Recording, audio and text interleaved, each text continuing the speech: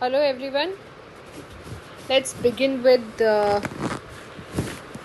this lecture.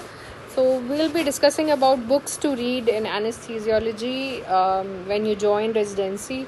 What all books you should be reading, and what all aspects you should be covering. So first and foremost, let me tell you, you'll need little time, like 2-3 months, to get used to the OT environment. It will take you some time because normal अगर जैसे आप MBBS pass out होके आते हो, internship में इतना exposure नहीं मिलता एनेस्थीसिया का, तो just get use to OT के इक्विपमेंट्स क्या हैं, एनेस्थीसिया मशीन, वर्क स्टेशंस कैसे हैं, हर जगह का अलग वर्क कल्चर होता है. सीनियर से बात कीजिए, वो लोग उनसे क्वेश्चंस पूछिए, उनके पास PPTs होंगे, उनके पास मटेरियल होगा, जो भी स्टडी मटेरियल उनसे ले लीजिए, उनसे डिस्कस कीजिए और अच्छी फ्रेंडशिप्स बनाइए. Then you start reading about anaesthesia. First observation is must.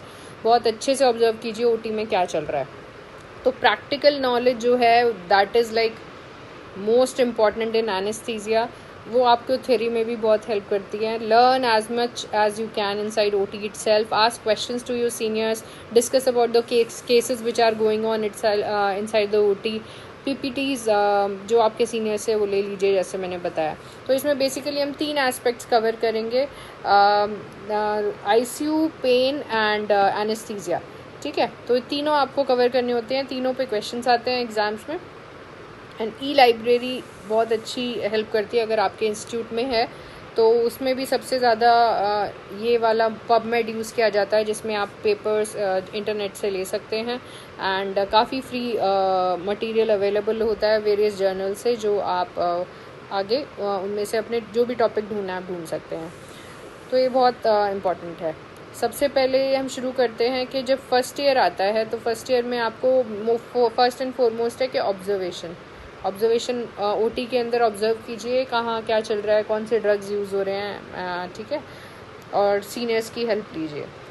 फिर ऑक्सफर्ड या फिर ली साइनॉप्सिस लाइक अ गुड का ओवरव्यू है बेसिकली एनेस्थीसिया का, जो आप पढ़ना शुरू कर सकते हैं फर्स्ट ईयर में आने के बाद. तो हर चीज़ आपको शॉर्ट में पता चल जाएगी कि हो क्या रहा है ये. देन ओटी में, जैसे मैंने बोला, साथ साथ साइमल्टेनियसली ओटी में सीखिए क्या चल रहा है. एंड आपकी reference book throughout your residency will be Miller. This is the standard. This is like a ramban. This is like whatever it is like a granth to you in your anaesthesia days. Please इसको अच्छे से ख़रीद लीजिए. मैंने इसको ख़रीद लिया था, इसका हार्ड कॉपी करके उसके छोटे छोटे पार्ट्स बना लिए थे, स्पाइरल बाउंड कर लिया था. और then I use to read whenever I use to get time in between OTs और वेन एवर. तो ईजी टू कैरी हो जाता है और आप पढ़ पाते हो रेफरेंस बुक, जो नॉर्मली आप नहीं पढ़ पाते अगर हम लेट थक के घर आए हैं और पढ़ने का मन नहीं है और बीच में पूरा दिन वेस्ट हो जाता है. यू फील लाइक कि होता साथ में तो पढ़ लेते. तो मिलर मैंने तो ख़रीद ली थी, बट जो whoever is comfortable in reading soft copies should buy soft copies, otherwise hard copies. Then Morgan, जैसे आप लोग रेजिडेंसी में पढ़ते थे ना कि इंटर्नशिप में और अपने थर्ड ईयर उसमें MBBS में. अब फिर medicine there was a Harrison, and Harrison के साथ डेविडसन. तो यहाँ का डेविडसन हो गया मॉर्गन एंड बराश. तो इन दोनों में से आप कोई भी बुक पढ़ सकते हैं. तो रेफरेंस हमेशा स्टैंडर्ड आपका मिलर्स ही रहेगा, बट मॉर्गन से मैंने भी कुछ टॉपिक्स पढ़े थे एंड टाइम पे एग्जाम्स में लिखने के लिए आंसर्स, जब मेरे पास टाइम नहीं था पढ़ने के लिए. नेक्स्ट, फर्स्ट ईयर में जो आपको कवर करना है दैट इज़ योर स्टोल्टिंग फिजियोफार्मैक. स्टोल्टिंग फिजियोफार्मैक बहुत अच्छी बुक है. तो इसमें आपका फिजियोलॉजी भी कवर होता है और फार्मैक भी कवर हो जाता है. तो जो भी ड्रग्स आपको देने हैं रोज़, आप जैसे हॉस्पिटल में जा रहे हैं, ओटी के अंदर क्या ड्रग्स यूज़ हो रहे हैं, कौन से पेशेंट में क्यों वो ड्रग दे रहे हैं, क्यों दूसरा नहीं दे रहे हैं, तो सारे आंसर्स आपको इस बुक में मिल जाएंगे. आप you can start reading this in first year itself. Then as I told you, e library. जब भी कोई केस कर रहे हो ओटी के अंदर, तो जाके ई लाइब्रेरी पे सर्च करो उसके बारे में, कितने कौन सी जर्नल में कौन सा आर्टिकल आया है, और उसको पढ़ने की कोशिश कीजिए. और जो भी इम्पोर्टेंट पॉइंट है और वो आप कहीं पे नोट डाउन कर लीजिए, जो भी आपकी रेफरेंस बुक है उसके अंदर. तो पबमेड में आप सर्च करेंगे तो उसमें आपको मिल जाएगा ये मटेरियल, जो भी आर्टिकल आप चाहते हैं. दूसरा, BJ के आर्टिकल, IJ मतलब British journal of anaesthesia, IJ analgesia anaesthesia, ऐसे कुछ जर्नल्स हैं जिनके आर्टिकल्स काफ़ी मायने रखते हैं और रेफरेंस माने जाते हैं. मतलब अच्छे जर्नल्स हैं ये, और इनकी स्टडीज़ अच्छी होती हैं, तो आप वो कोट कर सकते हैं. Then another free thing is tutorial of the week. ये मैंने सब्सक्राइब किया हुआ था, इसके वीकली हमारे पास मेल आ जाता है and we get to know about something, some new paper every week, and it's very easy to read and in a very simple knowledge you can go for this. Then comes DORSH. DORSH is also a standard and it is for reading about the anesthesia machine and equipments and instruments. तो डॉर्श को हमेशा पढ़िए, जैसे anaesthesia machine के बारे में, vaporisers के बारे में, किसी भी आपको इक्विपमेंट या इंस्ट्रूमेंट के बारे में पढ़ना है तो आपको डॉर्श में मिल जाएगा इजीली. इवन जैसे मॉनिटरिंग ETCO2 मॉनिटर के बारे में पढ़ना है, बिस मॉनिटर के बारे में पढ़ना है, किसी के भी बारे में पढ़ना है, वो आपको इस बुक में बोलेगा. ये स्टैंडर्ड है तो ये आपको यहीं से पढ़ना चाहिए. देन फर्दर विल कम के टू स्टोल्टिंग अबाउट केसेस. अब कोई भी केसेस आप पढ़ रहे हैं, कोई भी डिजीज़ के बारे में पढ़ना है तो उसको कहाँ से पढ़ेंगे आप. तो जो भी केस चल रहा है अबाउट स्टोल्टिंग फिजियोफार्मैक, हमने पहले बोला था स्टोल्टिंग को एग्जिस्टिंग डिजीजेस है. फॉर एग्जांपल डायबिटीज़ है, हाइपोथायरॉइड है, फियोक्रोमोसाइटोमा है, कुछ भी आपको पढ़ना है about diseases, you get the what is the anaesthesia implications in this particular disease, you will find in this book. Plus you can go with Yao's book of anesthesia, which I also read sometimes during my residency, but this book was a very nice book I thought.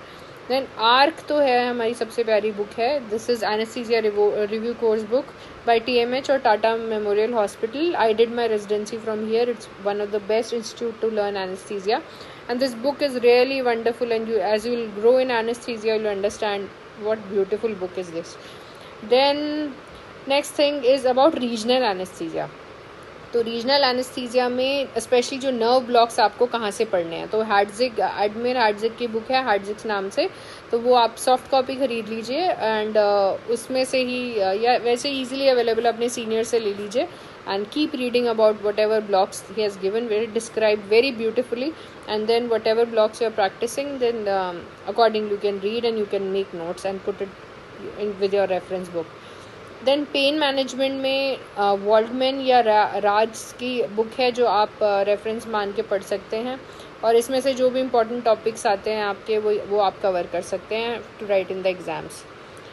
ICU का topic जो पढ़ना है, एक तो आपको observation से ही याद करोगे, इसके अंदर भी जो भी आपका ICU की पोस्टिंग लगेगी उस टाइम ध्यान दीजिए कौन से केस में कौन सा प्रोटोकॉल्स यूज़ हो रहे हैं ICU के अंदर, कौन से केस में कौन सा मेथड लगाया, कौन से ड्रग्स यूज़ किए, कौन से पेपर्स आपको पढ़ने चाहिए, वो अपने सीनियर्स आपके ICU में क्रिटिकल केयर के गाइड कर देंगे.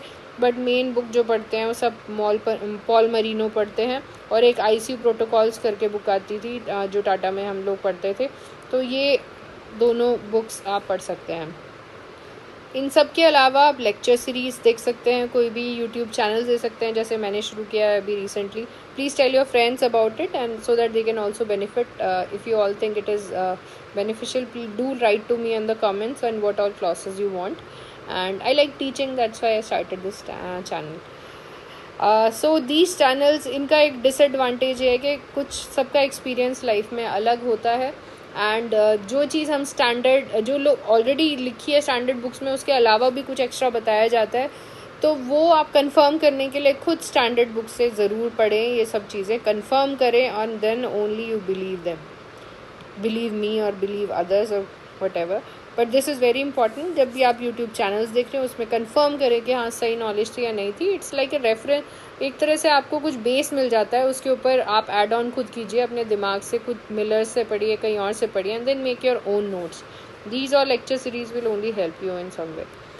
So thank you. Any other questions you can write to me on the comment box and I will be happy to answer you back. Do subscribe my channel, forward and share with your friends. See you in the next lecture.